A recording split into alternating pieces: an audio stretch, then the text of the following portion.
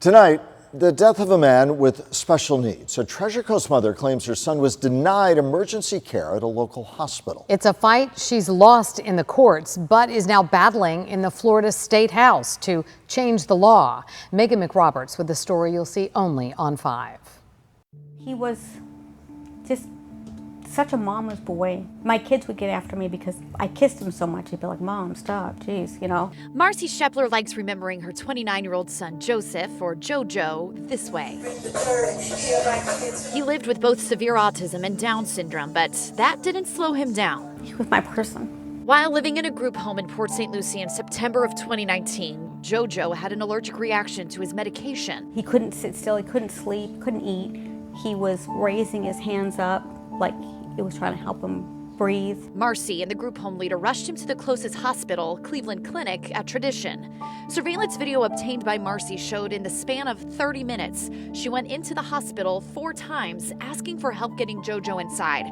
She couldn't do it alone. Jojo was too scared to go in. Once he was large enough and afraid, getting him into hospitals is a challenge. When a charge nurse eventually came outside, My first reaction was, thank God. An investigation by the Department of Health and Human Services found he refused to screen or stabilize Jojo. He said, it is not our responsibility to get him inside, and he doesn't have to be treated if he doesn't want to be treated. And I explained, I said, I'm his mother, I'm his guardian advocate. They gave me no options. Turning Marcy away 40 minutes after they arrived. His condition worsened by the time they got to another hospital. And he had aspirated into his lungs.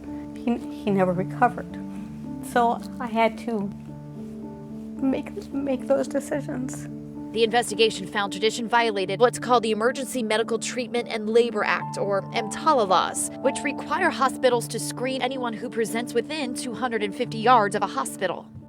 I was horrified.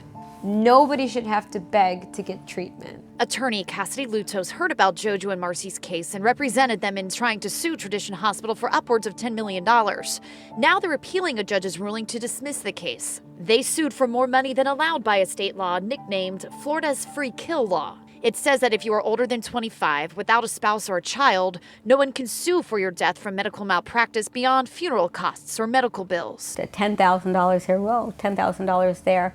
That doesn't make them sit up and pay attention. So Marcy and Lutos taking their fight to Tallahassee. Passing this bill is not only the right thing to do, but will help raise the standard of care for all Florida citizens. Supporting a bill that would change the law and remove the limitations for parents of adult children and let them sue for mental pain and suffering. As parents, we are asking for the right to protect our adult children. Marcy telling lawmakers that Jojo legally can't marry or have children, which is why she says the law discriminates against people with special needs. I do respectfully rise in opposition to the bill. But opponents of the bill say they fear it would lead to a surge in medical malpractice lawsuits in the state, deter physicians from practicing in Florida, and raise malpractice insurance rates. 49 other states have lower medical malpractice premiums than Florida, but they do not have this free kill law on the books. So I will acknowledge that Florida has some issues with insurance, but this is not one of them. The current law has been on the books for 30 years. Marcy won't stop until it changes. And this is like my last mommy act for him, to get this changed and make sure it doesn't happen again.